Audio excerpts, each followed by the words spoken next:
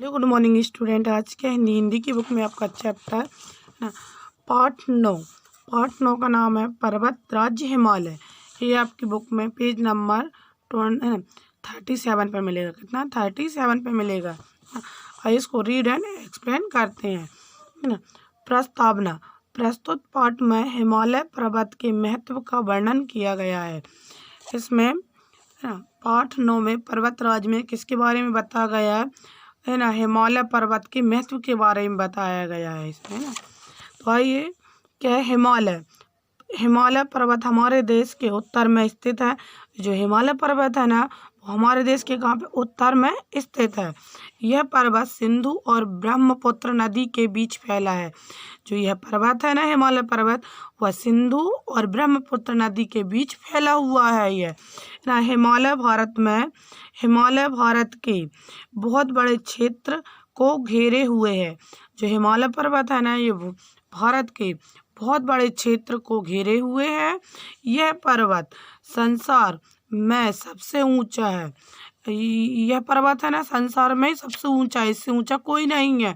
Everest Himalaya का सबसे ऊंचा पर्वत शिखर है। संसार में एवरेस्ट से ऊंची पर्वत चोटी दूसरी नहीं है।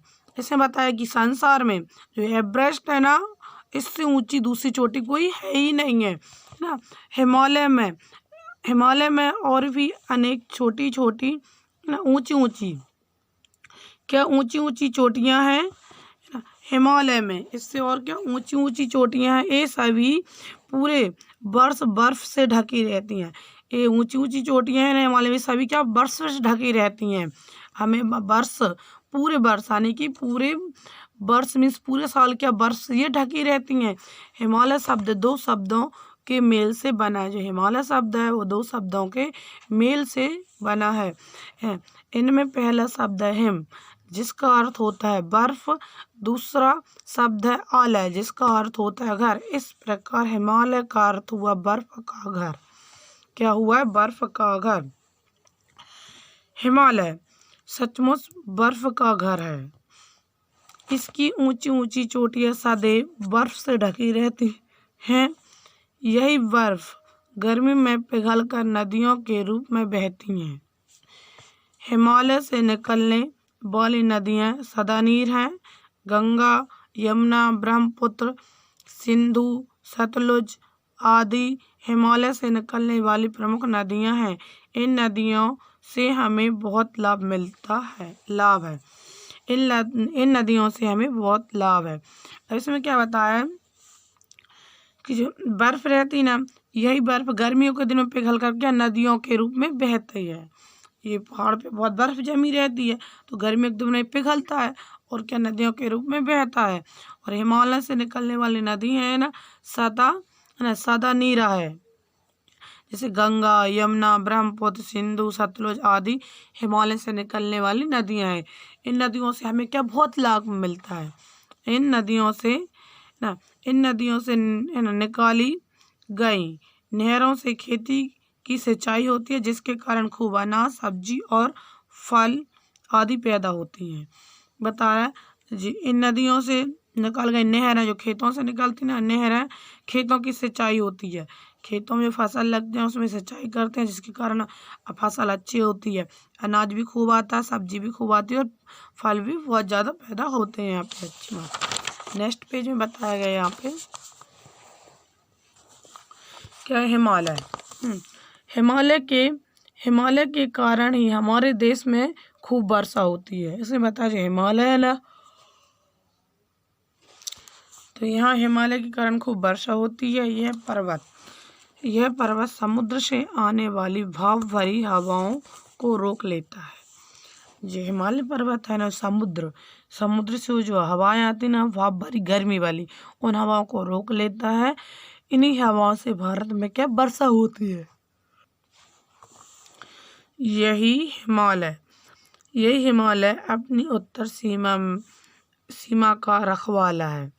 यह हिमालय पर्वत है ना, वह उत्तर सीमा का क्या रखवाला है, देख रेख करता है। रखवाला मीन्स रखवाला है। उत्तर से आने वाली ठंडी और बर्फीली हवाओं को भी रोक लेता है। ये ना हिमालय जो ठंडी हवाओं और बर्फीली हवाओं को भी रोक लेता है, वे हमारे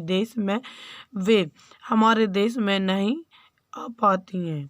क्यों नहीं आ पाती हैं? क्योंकि वह हिमालय पर्वत उनको रोक लेता है, तो ये हमारे देश में ठंडी और बर्फीली हवाएं नहीं आ पाती हैं। इसलिए उत्तर भारत में बहुत कड़ाके की सर्दी नहीं पड़ती है। इसे बताया, इसी के कारण जो भारत में है ना, कड़ाके बहुत ज़्यादा सर्दी या नहीं पड़ती है। हिमालय पर्वत पर लोग सीढ़ीदार खेतों में खेती करते हैं। हिमालय पर्वत होता है, हिमालय पर्वत पर लोग सीढ़ीदार खेतों में खेती करते हैं। सीढ़ीदार जैसे कि ऐसी सीढ़ी रहती ना, जैसे सीढ़ी रहती है ऐसे ऊपर तो एक ऊपर एक ऐसी रहती सीढ़ीदार, जैसे ढलान वाले खेत रहते हैं। वहाँ एकदम कैसे समतल खेती नहीं होती है, कृषि सीढ़ीदार होती है। इन खेतों में किसान चावल और मक्का पैदा करते हैं। यहाँ पे किसान इस खेतों में क्या सिर्फ चावल और मक्का यहाँ पे उगाती हैं, ये पैदा करते हैं। यहाँ आलू, टमाटर, मटर आदि सब्जियों की खेती भी होती है। यहाँ पे क्या होता है, इंसान चावल और मक्का के साथ क्या है, यहाँ आलू, टमाटर, मटर आदि सब्जियों की भी खेती भी होती है। हिमालय पर सेब, आलू है ना, खुबानी, बादाम, अखरोट आदि के बाग हैं। यानी हिमालय पर्वत पर क्या है, सेब, आलू है ना, खुबानी, बादाम, अखरोट आदि के बाग हैं। यहाँ पे है ना, बगीचे हैं ऐसे। हिमालय का बहुत सा भाग वनों से ढका है। हिमालय का है ना, हिमालय पर्वत बहुत भाग के वनों से ढका है। वनों में जंगल है, यहाँ पे ज़्यादातर पेड़ ही बहुत ज़्यादा है, तो यहाँ जंगल ज़्यादा है यहाँ से। इसके ऊंचे भागों में देवदार और चीड़ के वन है। जो ऊंचे भाग रहते हैं ना, जहाँ पर्वत के ऊंचे ऊंचे स्थान भागों में क्या देवदार के और चीड़ के वन है यहाँ पे। इनमें अनेक वन्य प्राणी रहते हैं, जैसे हाथी, बाघ, तेंदुआ, रीछ, हिरण आदि यहाँ के प्रमुख वन्य प्राणी हैं। हिमालय पर्वत के है ना, यहाँ वन्य प्राणी हैं। मुख्य कौन कौन से? हिरण, बाघ, तेंदुआ, रीछ, हिरण आदि यहाँ के क्या प्रमुख वन्य प्राणी हैं ना। फिर यहाँ क्या है ना, कस्तूरी मृग भी हिमालय में रहता है। यहाँ पे क्या कस्तूरी मृग है ना, वो हिमालय में रहता है। हिमालय के वनों में तरह तरह की जड़ी बूटी पाई जाती है। हिमालय पर्वत है ना, यहाँ के वनों में अनेक प्रकार की क्या जड़ी बूटी पाई जाती हैं यहाँ है ना। इससे अनेक रोगों का इलाज किया जाता है। इन जड़ी बूटियों के द्वारा अनेक रोगों का इलाज किया जाता है। हिमालय में अनेक सुंदर घाटियाँ हैं। ये हिमालय पर्वत में ना अनेक कई प्रकार की सुंदर घाटियाँ हैं। यहाँ पे कश्मीर, कुल्लू और कांगड़ा की घाटियाँ बहुत प्रसिद्ध हैं। यहाँ पे हिमालय पर्वत में है ना, कौन कौन सी घाटियाँ ज़्यादा प्रसिद्ध है? कश्मीर, कुल्लू और कांगड़ा की घाटियाँ बहुत प्रसिद्ध है। यहाँ लोग आते हैं। पर्वतारोहण है ना, यहाँ क्या पर्वतारोहण के लिए अनेक लोग हिमालय में आते हैं। पर्वतारोहण का मतलब होता है यहाँ पे कि जो पर्वतों पर चढ़ने के लिए अनेक लोग हिमालय में आते हैं। हिमालय की पर्वत पर चढ़ने के लिए अनेक लोग आते हैं। हिमालय पर बद्रीनाथ, केदारनाथ, गंगोत्री या यमुनोत्री जैसी अनेक तीर्थ स्थान है। यह हिमालय पर्वत पर क्या तीर्थ स्थान है कुछ अनेक, जैसे बद्रीनाथ, केदारनाथ, गंगोत्री, यमुनोत्री है ना। देश विदेश से प्रतिवर्ष अनेक तीर्थयात्री यहाँ आते हैं। देश विदेश से प्रतिवर्ष हर साल यहाँ तीर्थयात्री आते हैं। हिमालय हमारे देश का गौरव है। यानी हिमालय पर्वत है ना, जो हमारे देश का सम्मान इज्जत है। अनेक कवियों ने हिमालय का मन भावन वर्णन किया है। या कई कवियों ने क्या हिमालय का वर्णन किया है, मन भावन। तो यहाँ पंक्तियों के द्वारा कुछ 4 पंक्तियां दी गई, उसके द्वारा वर्णन बताया गया। उच्च हिमालय पर्वत राज खड़ा पहनकर है ना।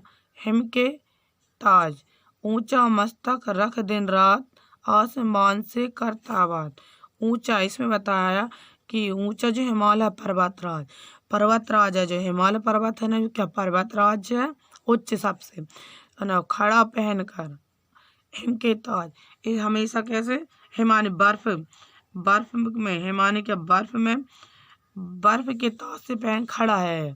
ऊंचा मस्तक रख दिन रात, इसका ऊंचा मस्तक, सबसे ऊंचा शिखर है इसका ऊंचा मस्तक, और दिन रात खड़ा रहता है।